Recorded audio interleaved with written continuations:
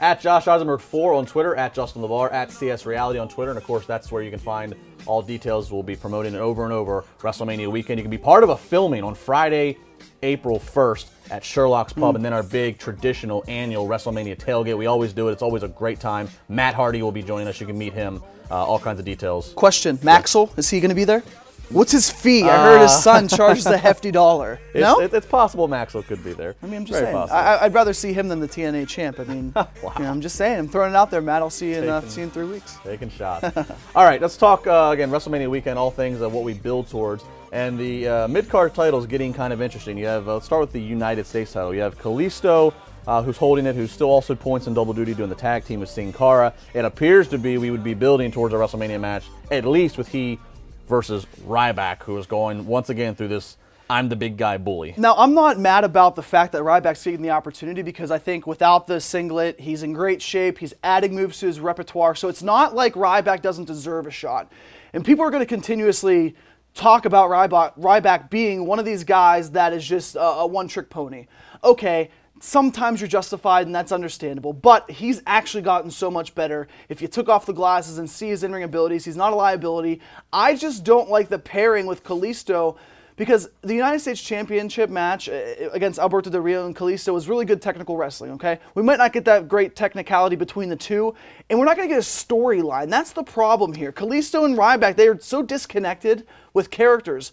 Complete opposite ends of the spectrum. So I would rather see, and I've been saying this for weeks, the United States Championship should be the first match. It should have 6 or 7 guys aiming for that title. You've had a guy like The Miz who's carried it, Dolph Ziggler who's carried it. A lot of guys have nothing to do. That should be the stipulation match and not the other way around. I'm actually going to disagree a little bit here. I think that I don't mind a Ryback Kalisto thing. I think it's a very it's the tale as old as time in terms of the David Goliath. I think if creative, and there's plenty of time to WrestleMania, I'd love to see Ryback do some. I mean, the great thing here is Kalisto's a babyface again. Everybody likes. Everybody, there's nothing to dislike about him. He's exciting in the ring. He's attractive to the kids with the mask and all. I'd love to see some creative bullying. Let Ryback put on a mask one week and say this is the most entertaining thing you're going to see with a mask, and then rip it off and throw it and step on it. I think there are some creative things that can be done to bring emotion into it, and I like the pairing of the fact that, again, Kalisto is a face that everybody likes, and we found over the years, while some people will do the whole feed me more chant and they'll get behind Ryback to an extent, there's just a ceiling. Yeah. But there's a lot greater ceiling, a lot more potential just to let him run and be the heel. And the biggest problem I have with Ryback, he has gotten better in the ring. The guy's very passionate, so personally I want to see Ryan succeed. But what I don't like about Ryback the character is that it's hard sometimes to look past how bad he is speaking. So the only thing I can think to counteract that is let's make a loyal decision and a committed decision that from here on out, whatever's left in his career, he's going to make his bread and butter as a heel. And let's almost exploit the fact that he's bad at talking and let that be something that gains more heat on him. But do you think that's something that he could gain, or potentially maybe he has a manager of some sorts? Well, I don't know, because the only time we tried the manager was with one of the greatest managers in this era, and Paul Heyman, and for whatever reason, it just didn't. I don't know what dynamics behind the scenes happen and creative or what have you. So in theory, yeah, a manager would work, but it's like I got to give a shout out to a great Twitter follower from Scotland, and I told him he was tweet of the night on Monday. You can go back on my Twitter timeline and find it. He summed it up perfectly. He summed it up perfectly. That promo that went forever by Ryback backstage, it was like his promos on flashcards, and somebody shuffled it up and hoped for the best.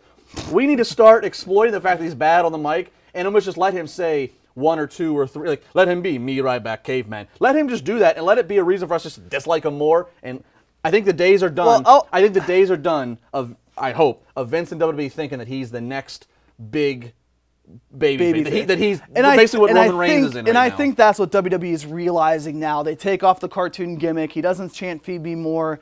He doesn't say "Wake up, it's feeding time." I mean, the guy had so much crap coming out of his mouth with lines and lyrics and things of that nature. He ain't The Rock. He can't do Jabroni Drive and If You Smell and this and that. I agree. He can be one of these organic, natural heels that nobody ever likes. I'm just scared that fans, you need a reaction, right? If it's good or bad, you can boo the hell out of them. Boom, that's what they're supposed to do. Unfortunately now, it should be like that, but it's not. People want to cheer for the heel now. People have always wanted to cheer for the heel for the past 6 or 7 years. So if you put Ryback in a main spot and he's getting booed, I think those boos actually end up turning into the crowd just not giving a damn about him. Well, one guy the crowd, you could also say a heel that much of the crowd likes to cheer as we go over to the Intercontinental title is Kevin Owens. But what a great counteraction of that. Of the same fans that like to cheer him, well, they like to cheer Sami Zayn even more, and WWE wants that. Sami Zayn, of course, and Kevin Owens, long-standing history in the Indies. They had a great rivalry at NXT while it lasted. Zayn obviously out for the bulk of the last 9 months. He's back. He's healthy. He appears to be on Raw and SmackDown to stay. And him and Kevin Owens are going to be involved in the IC title match. It seems, though, that WWE is not going to allow it to be a straight-up one-on-one, which I guess is okay. It's okay, because it gets other people involved. Sure. And when you look at WWE's programming the past couple of weeks, you've had Ziggler and Miz pair off. They haven't had really big matches or anything, but they've been pairing off and feuding. You can add those two guys in. If you want a Del Rio, I guess you can throw Del Rio in there if he's not in a tag team championship match. But it looks like it's going to be Sheamus and Rusev with that tag team pairing for the League of Nations. But like I said, it's my personal preference. I'd rather have a ladder match for the Intercontinental or for the United States Championship and have that personal, deep storyline that's already embedded in their roots. For the U.S., you want a ladder? Yes, because I want this embedded, deep storyline for the Intercontinental Championship. People will connect more because they see more of a realistic storyline between the two, and they've already been able to succeed on the NXT level, and this is the perfect time for them to succeed at the highest of highs. The only thing I can really figure is the reason why we're not getting Zayn and Owens straight up is maybe Vince thinking, you know, this Zayn guy is great, but not everybody necessarily watching him on SmackDown knows him, so let's put some other guys, Neville, Ziggler, whomever, that can help keep attention to the match, which... While a lot of people don't disagree with it, I think it's logical thinking because he is right. Not everybody, even though Zayn's got a great pop in Chicago and he's got great pops in most other places, not everybody is aware. Sure, he's not. Yeah, he's so not don't put that pressure on him to let him be. One of 3 or 4 guys. And a valid point, but if any time would be the right time for him to debut and be in a big spotlight, it's WrestleMania. It's not, you're not in Little Rock, Arkansas, and you're not like, oh, who's this guy? Everybody knows Sami Zayn in Dallas. At least they've seen him before. It'll be interesting to see how his Friday night NXT takeover match, how any of that comes into play. My just general booking right now, I would say, you know, if Zayn loses that match against Shinsuke, I would say, which he will.